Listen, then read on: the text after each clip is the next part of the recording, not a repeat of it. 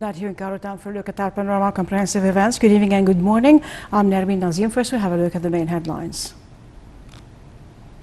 President Abdel Fattah al-Sisi arrives in the French city of Biarritz to participate in the G7 summit. Macron meets Trump and Merkel on the sidelines of the G7 summit. Britain sends another warship to Gulf.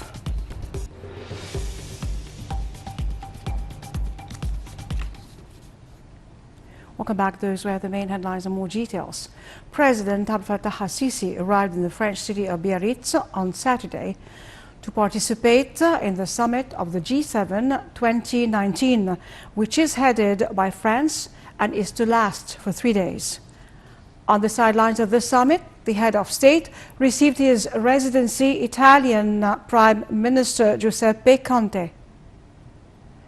Presidential spokesperson Ambassador Bassam Raji said the Italian premier stressed his country's keenness on continued consultations with President al-Sisi regarding regional developments, particularly in the Libyan file, and combating terrorism.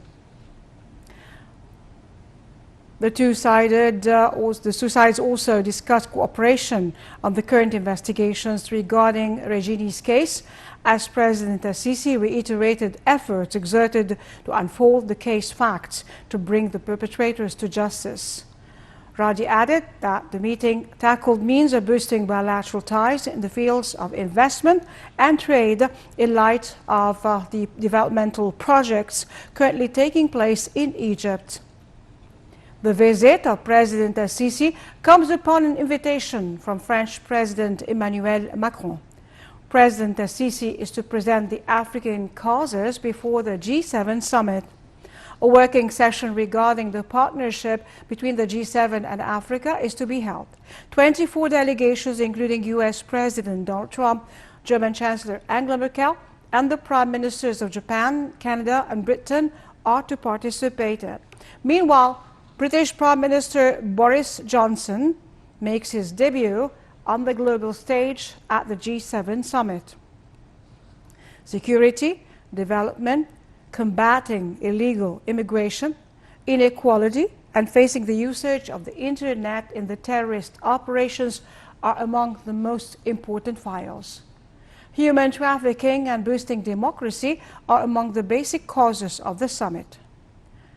Summit host President Emmanuel Macron has invited leaders from Asia, Africa, and Latin America to join them. France has already decided that there will be no final communique. France deploys more than 13,000 police officers backed by soldiers to keep protesters away from the summit venue.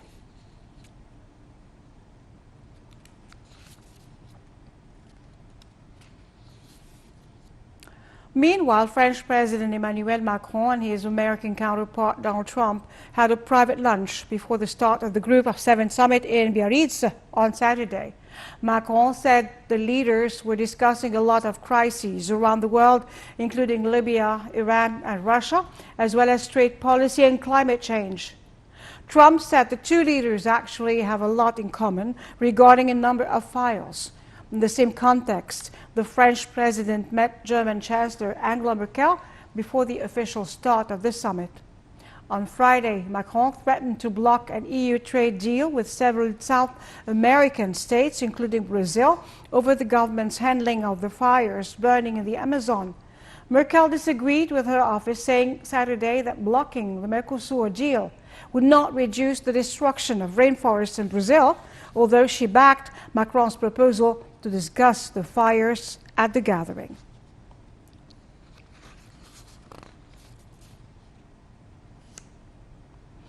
Back home, Egypt welcomed a pact inked by Rwandan President Paul Kagame and his Ugandan counterpart Yoweri Museveni in Angola, aimed at ending months of tensions. In a statement, the Foreign Ministry hailed the positive move, which reflects the two countries' efforts to overcome any disputes through dialogue and cooperation. Egypt, which chairs the African Union, said the only way to deal with the country's challenges is to activate the African Solutions to African Problems principle, calling for enhancing the African joint action and achieving the African people's aspirations.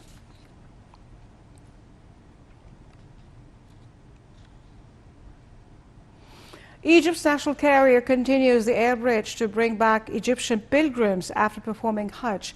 The carrier said that it is operating 22 flights from the airports of Jeddah and Medina to transport 4,800 pilgrims.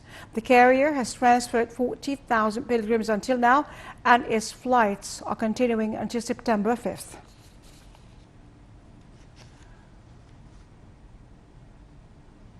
Syrian regime forces massed Saturday in northwest Syria in an